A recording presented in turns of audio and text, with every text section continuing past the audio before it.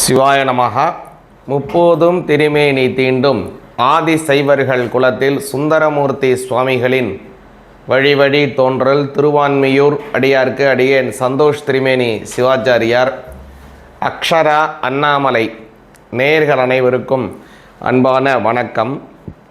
வரக்கூடிய அந்த புத்தாண்டு 2026 தங்களுக்கும் தங்கள் குடும்பத்தாருக்கும் அனைத்து விதமான சுக சௌபாக்கியங்களையும் அனைத்து விதமான இஷ்டபோகங்களினுடைய சித்திகளையும் குடும்பத்திலே நல்ல ஆரோக்கியம், நல்ல சுபிக்ஷம், ஏற்றமான நல்ல சூழ்நிலைகளையும் வழங்க வேண்டுமாய் எல்லாம் வல்ல எம்பெருமான பிரார்த்தனை பண்ணிக்கிறேங்க. இந்த சமயம் பார்த்திங்க அப்படின்னா இந்த 2026ங்கிறது ஒரு அற்புதமான வருடமாக வருது. ஏன் அப்படின்னு கவனிச்சிங்கன்னா, ஒரு சில வருடத்தில் பார்த்திங்க அப்படின்னா ராகு கேது பெயர்ச்சி இருக்கும், ஆனால் சனி பெயர்ச்சி இருக்காது. அல்லது குரு பெயர்ச்சி இருக்கும், சனி பெயர்ச்சி இருக்காது. அல்லது சனி பெயர்ச்சி இருக்கும், ராகு கேது பெயர்ச்சி இருக்காது. அதாவது முக்கியமான கிரகங்கள் ஏதாவது ஒன்று இருக்கும், 1-2 இல்லாமல் கூட போகும். பல வருடமாகவே அப்படி தான் சூழ்நிலை போயிட்டுருக்கு.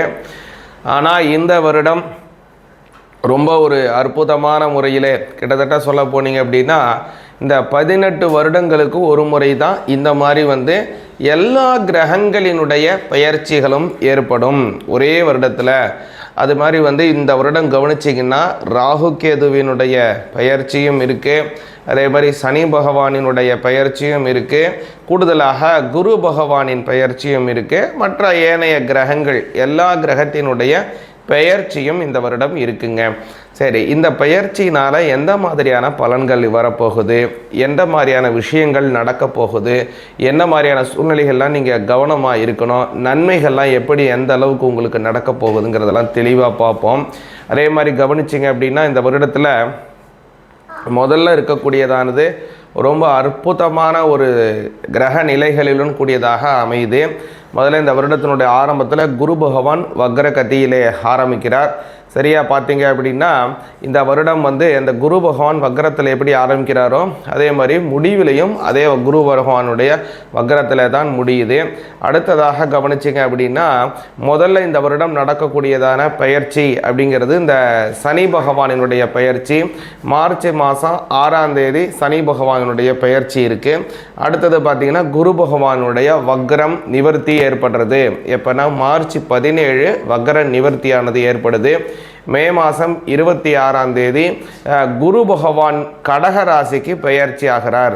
அதே மாதிரி ஜூலை மாதம் 15ஆம் தேதி பார்த்தீங்கன்னா இந்த பெயர்ச்சியாக இருக்கக்கூடிய சனி பகவான் வக்ரகதிக்கு மாறுகிறார். அடுத்ததாக கவனிச்சிங்கன்னா அக்டோபர் மாதம் 20ஆம் தேதி குரு பகவான் அதிசாரம். குரு பகவானுடைய பெயர்ச்சின்னு சொல்ல முடியாது. குரு பகவான் இப்போ எப்படி கடகத்தில் இருக்காரோ கடகத்தில் இருந்து சிம்ம ராசிக்கு பயிற்சி ஆகிறார். அந்த இது பயிற்சின்னு நம்ம சொல்ல முடியாது, இதை என்னன்னு சொல்லணும் அப்படின்னா அதிசாரம் அப்படின்னு தான் சொல்லணும். அடுத்ததாக கவனிச்சிங்க அப்படின்னா 13ஆம் தேதி நவம்பர் மாதம் ராகு கேதுவினுடைய பயிற்சி ஏற்படுது. ராகு பகவான் இப்போ இருக்கக்கூடிய கும்பராசியிலேருந்து அவர் மகர ராசிக்கு வராரு. கேது பகவான் கவனிச்சிங்க அப்படின்னா சிம்ம ராசியில் இருந்து கடக ராசிக்கு போகிறாங்க. எல்லா கிரகமும் நேர்கதியில் போகும், ராகு கேது எப்போதுமே பின்கதியில் தான் போகும். அதே மாதிரி டிசம்பர் மாதம் 22ஆம் தேதி குரு பகவான் கவனிச்சிங்க அப்படின்னா வக்ர கதிக்கு மாறுகிறார். நேர்கதியில் போகக்கூடிய அந்த குரு பகவான் அதிசாரத்தில் இருக்கார் இல்லைங்களா, சிம்மத்தில், அவர் வக்ர கதிக்கு மாறுகிறார். இப்படியாக இந்த வருடம் அத்தனை கிரகங்களினுடைய சஞ்சாரமும் ரொம்ப அற்புதமாக இருக்கு. இதனால் உங்களுடைய ராசிக்கு என்ன மாதிரியான பலன்கள் அப்படிங்கிறத விசேஷமாக நம்மளுடைய அக்ஷரா அண்ணாமலை சேனலுக்காக பிரத்யேகமாக பார்ப்போம். சிவாய நமஹ. சிவாய நமஹ. மிதுன ராசி ஆகிய உங்களுக்கு இந்த 2026 வருடம் எப்படியான பலன்கள் அப்படிங்கிறத கொஞ்சம் நல்லா கவனிங்க. இந்த வருடம் அப்படிங்கிறது உங்களுக்கு நல்ல ஏற்றமான ஒரு நல்ல சூழ்நிலைகள் ஏற்படுது. குறிப்பாக பல நாட்களாக கிடப்பிலேயே கடந்த பல விஷயங்கள், அது ஒரு வீடு வாங்குறதாக இருக்கலாம், அல்லது வாங்க வீடை உங்கள் பேரில் பதிவு பண்ணுறதாக இருக்கலாம்.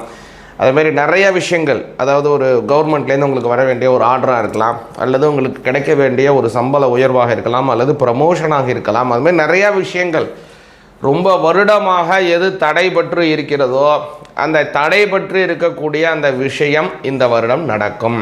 இதுதான் ஒரு பெரிய ஒரு நல்ல விஷயமா இருக்குங்க. அடுத்ததாக கவனிச்சிங்க அப்படின்னா உங்களுக்கு இந்த வருடம் அப்படிங்கிறது இந்த ராகு கேதுவினுடைய பெயர்ச்சி உங்களுக்கு 2ஆம் இடத்திற்கும் ராகு பகவான் 8ஆம் இடத்திற்கும் வராரு, கேது 2க்கு வராரு. இதில் அந்த ராகு எட்டமஸ்தானத்திற்கு வரக்கூடியது கொஞ்சம் கவனத்தில் கொள்ள வேண்டிய சில விஷயங்கள் இருக்குது. அது என்னங்கிறது நான் பின்னாடி உங்களுக்கு சொல்கிறேன். அதுவே இந்த வருடம் உங்களுக்கு நிறையா நல்ல விஷயங்களை தரக்கூடியது என்னென்னா குரு பகவானை சொல்லணும். குரு பகவான் உங்களுடைய ஜென்மஸ்தானத்தில் இருந்து 2ஆம் பாவத்திற்கு தனஸ்தானத்திற்கு வருகிறார். அதே மாதிரி முதல்ல இந்த வருடத்தினுடைய ஆரம்பத்திலேயே உங்களுடைய ஜென்மஸ்தானத்தில் இருக்கக்கூடியவரான குரு பகவானும் உங்களுடைய 7ஆம் அதிபதியாக இருக்கக்கூடிய அந்த இடத்துல உங்களுடைய ஜென்மஸ்தானாதிபதியும் 7ஆம் அதிபதி ஜென்மஸ்தானத்திலும் பரிவர்த்தனை பண்ணிக்கிறாங்க. இதற்கு கிரக பரிவர்த்தனா யோகம். இந்த கிரக பரிவர்த்தனா யோகம் 1ஆம் அதிபதியும் 7ஆம் அதிபதியும் இப்படி போகிறதுனால என்ன நன்மைன்னு கேட்டிங்கன்னா, ரொம்ப நாளாக திருமணம் ஆகாதவர்களுக்கு திருமணம் கைகூடும். அது உங்களுக்கு ஒரு பெரிய ப்ளஸ்ஸாக அமையுது. இல்லை ஏற்கனவே திருமணம் ஆனவங்க நாங்கள், எங்களுக்கு எப்படி இருக்குன்னா, உங்களுக்கும் உங்கள் வாழ்க்கை துணைவருக்கும் நல்ல அந்யோன்ய பாவங்கள் அற்புதமாக இருக்கும், ரொம்ப சந்தோஷமாகவும் இருக்கும். அல்லது ஏதாவது கருத்து வேறுபாடுனாலும் இங்கே பிரிஞ்சிருக்கீங்க, இல்லை அடிக்கடி கருத்து வேறுபாடு சண்டை சச்சரவுகள் ஏற்பட்டு கொண்டு இருக்கு அப்படின்னா அந்த சூழ்நிலைகள் பரிபூர்ணமாக மாறும். அவங்களுக்கும் உங்களுக்கும் மனசு புரிதல் நல்லாவாக இருக்கிறது, நல்ல சந்தோஷமான ஐக்கிய பாவங்களாக இருக்கிறது, மனசு ஒற்ற நிலையிலே இருக்கக்கூடியது எல்லாமே ஏற்படுதுங்க. அது இந்த 1ஆம் அதிபதியும் 7ஆம் அதிபதியும் ஒருத்தருக்கொத்தர் பரிவர்த்தனை பண்ணிக்கிறதுனால ஏற்படக்கூடியதான ஒரு அமோக யோகம் இந்த வருடம் ஆரம்பத்திலே உங்களுக்கு கிடைக்குது.